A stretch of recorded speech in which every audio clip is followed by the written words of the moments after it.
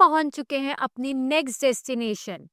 ये ना ही पहाड़ है और ना ही कोई बीच, एकदम अलग। Welcome to Jaisalmer. जैसलमेर तक का हमारा पूरे दिन का सफर दिल्ली से ट्रेन में मस्ती और मजे करते हुए निकल गया और रात को 11:30 बजे हम उतर गए ट्रेन से। वहां पिक करने होटल से जीप भी आ गई थी। हेलो, हम पहुंच चुके हैं जैसलमेर में एंड हमने कर लिया है होटल में चेक इन। होटल का नाम है पॉल हवेली। हम नंबर और डिटेल जिनसे हमने होटल बुक किया है उनका नंबर हम नीचे डिस्क्रिप्शन में डाल देंगे। नेक्स्ट मॉर्निंग अब टाइम है जैसलमेर को एक्सप्लोर करने का। जैसलमेर काफी सारी टूरिस्ट स्पॉट से भरा हुआ है, पर हम जा रहे थे the most famous destination of Jaisalmer, sand dunes. वैसे तो सैंड ड्यून्स के लिए टैक्सी रेंट कर सकते हैं, बट हमने थोड़ा एडवेंचर करने का सोचा एंड हमने हायर करी एक बाइक जो हमारे अगले 2 दिन को एडवेंचरस से भरने वाली थी।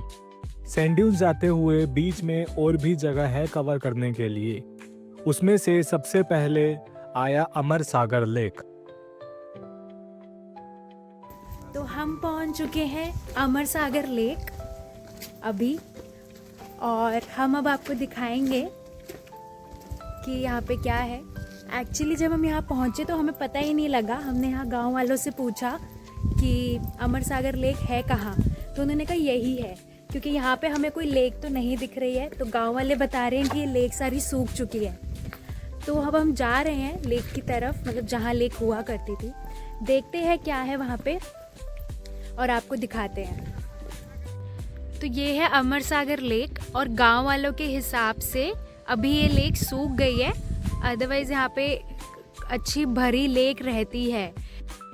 यहाँ ऐसे छोटी छोटी बावरी बनी हुई है जगह जगह, जहाँ अंदर पानी भी इकट्ठा हो रखा है। गंदा है मगर अंदर सारा।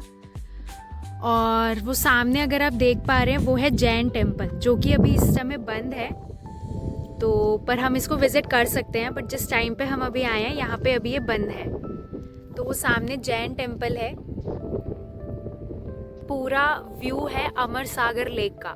This is whole Amar Sagar lake. ये है, अगर आप यहाँ आते हैं तो इस लोकेशन को आप स्किप भी कर सकते हैं, बट इतना कुछ कंपलसरी नहीं है यहाँ घूमने का। बट यहाँ पे जो लोकल्स हैं, जब हम यहाँ निकले थे तो लोकल्स ने हमें सजेस्ट किया था कि आप यहाँ एक बार होकर आइए। तो वैसे ये अच्छी है जगह, काफ़ी एक डिफरेंट जगह है। बट लेक तो हमें यहाँ नहीं मिली, जो कि हम जिसकी वजह से आए थे, और नाम भी जगह का लेक है। लेक तो नहीं मिली, बट ठीक है, एक बार हमें एक्सप्लोर किया हमने इस जगह को। So this is the whole place. Amar Sagar lake से हम निकल पड़े 6.5 किलोमीटर दूर कुलधारा विलेज। क्या है स्टोरी इस विलेज की, आइए सुनते हैं। ये गांव एक हॉन्टेड विलेज है। हॉन्टेड भी है, श्रापित भी है, दोनों है। इसमें 6:30 बजे के बाद किसी को अलाउड नहीं कुलधारा विलेज के अंदर घुसना। और यहाँ पे जैसे देखो कोई नहीं रह सकता है। जितने भी घर मिलेंगे सारे टूटे फूटे मकान मिलेंगे। टूटना तो है, जिसका घर खाली हो जाता है पीछे टूट के नीचे गिरता है। क्योंकि जैसलमेर के आसपास में 1825 यानी 200 साल पहले ब्राह्मण लोग पालीवाल थे। सरनेम पालीवाल लगाते थे ब्राह्मण। ब्राह्मणों के कितने गांव थे जैसलमेर के आसपास में? 200 साल पहले 84 गांव थे पालीवालों के। वो भी जैसलमेर के 50 किलोमीटर राउंड में एक जाति के लोग ब्राह्मण लोग पालीवाल थे। 84 विलेजेस में सबसे बड़ा गांव कुलधारा था, जो अपन खड़े हैं। कुलधारा गांव में अपने को घर मिलेंगे, उस टाइम के घर है, टूटे फूटे मकान है। 600 घर की आबादी कुलधारा एक गांव में थी ब्राह्मणों की। बाकी जो 83 विलेजेस थे उसमें पालीवाल ब्राह्मणों की 100 घर की आबादी थी। सबसे बड़ा गांव, मेन गांव जैसलमेर के पास कुलधारा विलेज था ब्राह्मणों का। पहले जैसे देखो अपना इंडिया एक था, कोई पाकिस्तान वगैरह था ही नहीं। उस टाइम में लोग ज़्यादा व्यापार और बिजनेस करते थे, ऊँटों के ऊपर, घोड़ों के ऊपर। तो ये ब्राह्मण लोग पालीवाल भी बहुत बड़े व्यापारी थे। इनके पास पुराने टाइम में सिल्क रूट था। सिल्क रूट यानी gold, silver, China, Afghanistan, Iran, वहीं से व्यापार करते थे ये। तो हर घर में सोने चांदी का बर्तन था, इतने बड़े ये बिजनेसमैन थे। संपन्न गांव था कुलधारा विलेज ब्राह्मणों का। क्योंकि इनके पास ज़्यादा पैसा, ज़्यादा संपत्ति, यानी से किला आप देखा है जैसलमेर का गोल्डन फोर्ट, सोनार किला। नहीं, अभी देख के नहीं आए हम। उनका राजा था 200 साल पहले, मूल राशि राजपूत। उस राजा को पता चला इन पालीवाल ब्राह्मणों के पास पैसा ज़्यादा है। पहले जैसे क्या बोलते थे, पब्लिक से लगान वसूल किया करते थे, अभी बोलते हैं टैक्स।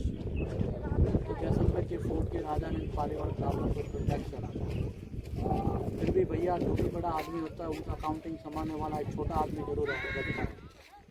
जैसे कि राजा था, राजा खुद तो नहीं था, राजा ने एक मुनीम जैसा सेनापति बिठाया हुआ था। सेनापति था तो बनिया व्यापारी मारवाड़ी, बनिया जानते हो आप, राजपूत नहीं था वो, बनिया था। उनको एक राजा की सेनापति मिली, राजपूत की जगह मिली, तो उन्होंने पीछे सिंह जड़ा था, उनका नाम सालम सिंह था। सालम सिंह की हवेली देखा है जैसलमेर के फोर्ट के पास में 100 मीटर की दूरी में मोती महल। एक्चुअली वो सालम सिंह नहीं था, उनको लोग जालिम सिंह बोलते थे। वो क्या राजा तक शिकायत पब्लिक नहीं पहुंचने देता था, खुद अपनी मनमानी जालिम सिंह चला लेता था। जालिम सिंह एक दिन जैसलमेर से निकला, इस कुलधारा विलेज के अंदर आ गया। इसी गांव का जो मेन हेड था उनका नाम रामचंद्र पालीवाल कुलधारा गांव का सरपंच था। एक पालीवाल ब्राह्मणों की खूबसूरत बेटी थी, कुलधारा विलेज की सुंदर 18 साल की बेटी थी, ब्राह्मणों की सुंदर। वो बेटी यहाँ से माँ बाप से जिद करके निकली, बाहर कोई कुआं बना हुआ है बाउडी स्टेपवेल पानी के लिए भैया। ब्राह्मणों की बेटी यहाँ से बाहर उधर पानी भरने के लिए चली गई तो सालम सिंह की नज़र पड़ गई ब्राह्मणों की लड़की के ऊपर। सालम सिंह एक पालीवाल ब्राह्मणों से बोलने लगा कि लड़की से मुझे शादी करा दो। ब्राह्मणों ने ऐसे बोला, पालीवालों ने, हमारी लड़की से कैसे आप शादी कर सकते हो? हम ब्राह्मण लोग पालीवाले, आप मोता बनिया हो, डिफरेंट कास्ट में हमारी लड़की से आपको कैसे शादी करवा सकते हैं हम? ये पालीवाल ब्राह्मण माने नहीं, उसके साथ सेना थी। उसने जैसे ब्राह्मणों की बेटी से शादी करने के लिए कोशिश किया। ब्राह्मणों ने ऐसा बोला, आज मेरे साथ ऐसा होगा, कल किसी और की लड़की के साथ बुरा हो सकता है। जैसलमेर के अंदर अपना कोई सुनने वाला है ही नहीं, किसी को पता ना चले। एक रात में सबको मैसेज भेजो। एक रात में ब्राह्मणों ने मैसेज भेजा, या कुलधारा में मीटिंग कराई।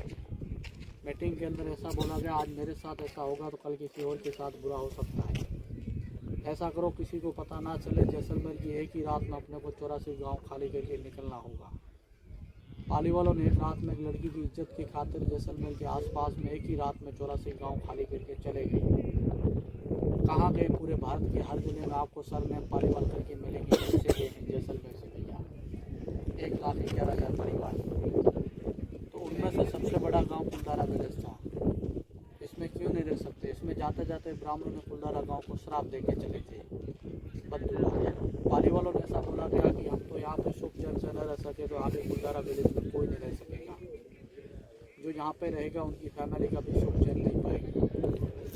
कोई श्राप आज तक कुलधारा विलेज के अंदर बरपता आ रहा है। इसमें बहुत लोगों ने ट्राई करके देख लिया। किसी के बच्चों के साथ उजाड़ हुआ, किसी की फैमिली के साथ, बुजुर्गों के साथ, पशुओं के साथ, तो लोग सारे समझ चुके हैं। इस गांव में कोई पब्लिक नहीं मिलेगी आपको।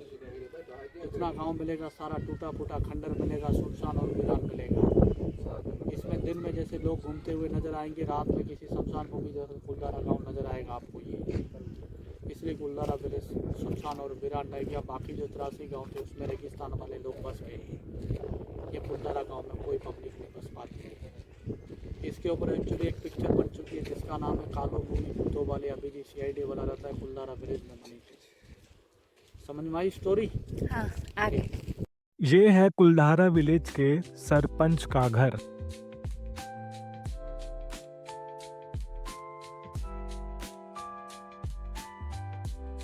ये जो आपको दिख रहा है अंडरग्राउंड है खजाना, सरपंच का खजाना था, मुखिया का।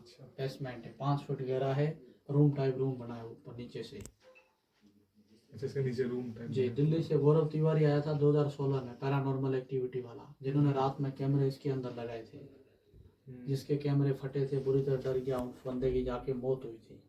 अच्छा, हाँ जी भैया। सो ये है पूरा कुलधारा विलेज, पूरी तरीके से खंडर। जैसा कि यहाँ हमें गाइड ने बताया भी, यहाँ पे कोई भी घर नहीं बसा सका है जो शराब लगा था यहाँ पे। पूरा खंडर। बस यहाँ पे आप दिन में घूम सकते हो, रात को यहाँ पे अलाउड नहीं है घूमना। कुलधारा विलेज के बाद यहाँ से थोड़ा ही दूर था खाबा फोर्ट। सो ये है खाबा विलेज और खाबा फोर्ट। ये भी विलेज पालीवालों ब्राह्मणों द्वारा ही बसाया गया था। जो कुलधारा के साथ टोटल मिला के 84 विलेजेस थे, उनमें से एक विलेज कुल ये भी है, खाबा फोर्ट या खाबा विलेज। खाबा फोर्ट के बाद अब टाइम है जैसलमेर के मेन एडवेंचर पार्ट का, sand dunes. One very important thing, sand dunes में एक्टिविटीज़ एंड स्टे की बुकिंग आप एडवांस में ही करा लो, क्योंकि यहाँ लास्ट मोमेंट बुकिंग मुश्किल है एंड चार्जेस भी ज़्यादा होंगे। This package will include jeep safari, camel riding, night stay in camp, cultural and group dance, high tea, dinner and breakfast as well. For a couple it costed us 6,000 rupees. साथ ही यहाँ fraudster से भी alert रहना, क्योंकि रास्ते में आपको कुछ लोग मिल सकते हैं जो ये पैकेज सस्ते में देंगे, बट वो पैसे ले लेंगे और सर्विस की फुलफिलमेंट भी नहीं करेंगे। सैंड ड्यून्स पहुंचकर हमने सबसे पहले करी jeep safari. After that we went for quad bike ride and camel riding. All the rides were amazing. Hello, अब हम ये कर रहे हैं कैमल राइडिंग। इसमें बहुत मज़ा आ रहा है। ऊँट तो लचक लचक के चल रहा है। लचक लचक के ऊँट चल रहा है और बहुत मज़ा आ रहा है। ये है पूरा एरिया जहाँ पे jeep safari, camel ride, quad bike riding ये सब होता है। बहुत ही मज़ेदार था हमारा एक्सपीरियंस। अपना एक्सपीरियंस शेयर करो। अमेजिंग एक्सपीरियंस, बहुत कमी है, बहुत अमेजिंग है। हमने यहाँ पे जीप सफारी करी और साथ में अभी हम कैमल राइडिंग करने जाएंगे। उससे पहले हमने KTM राइड करी। The best experience was KTM ride. बहुत अच्छा एक्सपीरियंस रहा, मस्ट विजिट है, लिटरली बहुत अच्छी जगह है। सबसे डिफरेंट लोकेशन, सबसे डिफरेंट। हम बहुत सारी लोकेशंस घूमे हैं बट ये एकदम अलग है, सबसे अलग। सो यहाँ पे अगर आप आ रहे हो, क्वाड बाइक राइडिंग ज़रूर करना, उसका एक्सपीरियंस अलग ही था, बहुत ही मज़ेदार। सो यहाँ पे हो अगर आप, तो please like and subscribe to our channel. Video को भी लाइक कर दो एंड आगे की वीडियो आपको हम बताते रहेंगे। सैंड ड्यून्स के एक्टिविटीज एंड डेजर्ट में सनसेट व्यू एंजॉय करने के बाद we went for our camp. तो ये है हमारा कैंप हेरिटेज जुम्मा रिजॉर्ट में। काफ़ी अच्छा है ये, इनफैक्ट प्रॉपर्टी भी ये काफ़ी अच्छी है, हेरिटेज जुम्मा रिजॉर्ट। यहाँ से इवनिंग की ये वाइब है which is really very good. This is an another level experience, बिल्कुल अलग एक्सपीरियंस है ये। अब थोड़ी ही देर में यहाँ पे स्नैक्स भी शुरू हो जाएंगे एंड साथ में बोनफायर चलेगी। दैन उसके बाद हमारा डिनर होगा। ये सब एक पूरा पैकेज में ही इंक्लूडेड है। This is very nice. केसरिया पलम पलम आओ दीस पधारो मारे दीस देश मारे सु बिछड़ गया खाली सोग में गला में बदल गया सारा प्यार में जान सुधर बन गया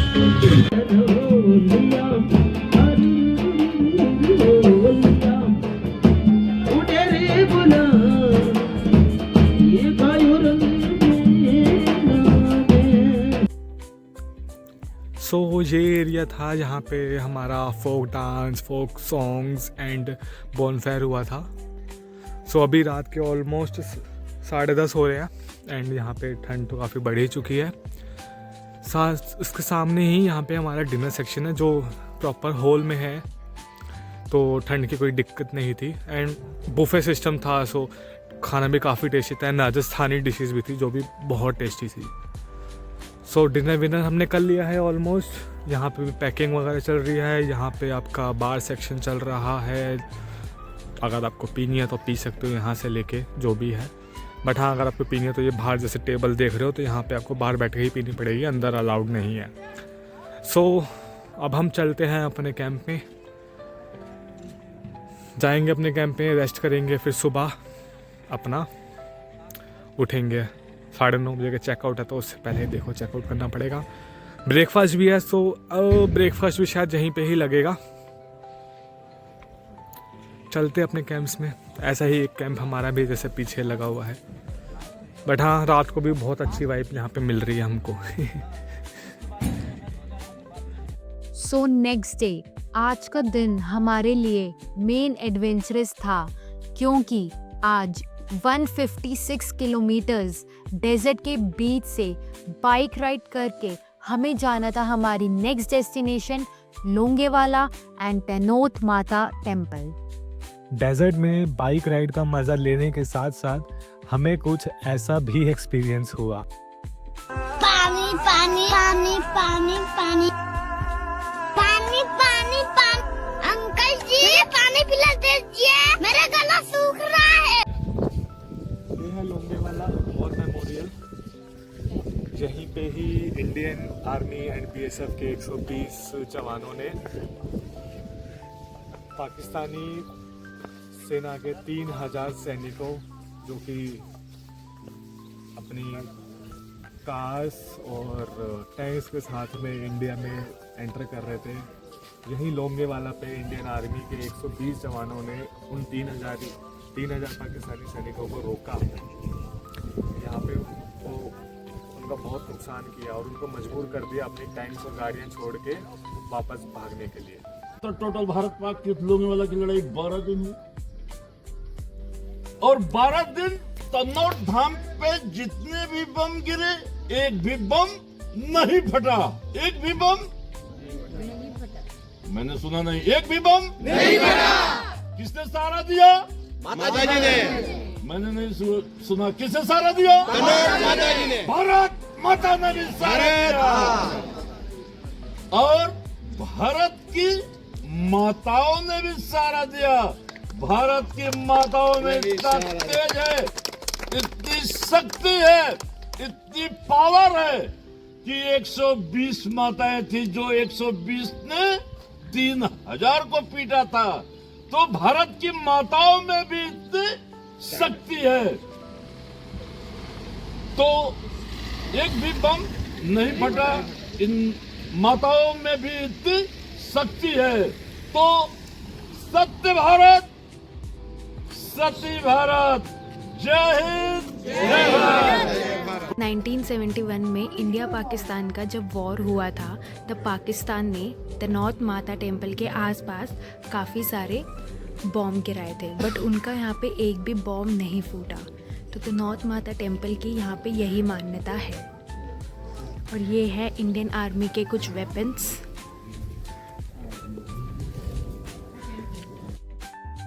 तनोट माता टेम्पल से आप टैक्सी करके इंडो पाक बॉर्डर भी जा सकते हैं, but we didn't went there. Temple visit के बाद हम निकल गए वापस जैसलमेर सिटी के लिए। हमारा डेजर्ट और यहाँ तक का एक्सपीरियंस काफ़ी अमेजिंग रहा। अब नेक्स्ट वीडियो में हम एक्सप्लोर करेंगे जैसलमेर सिटी और डेस्टिनेशंस के बारे में। So stay tuned for our next video. तब तक के लिए bye bye and keep exploring with us.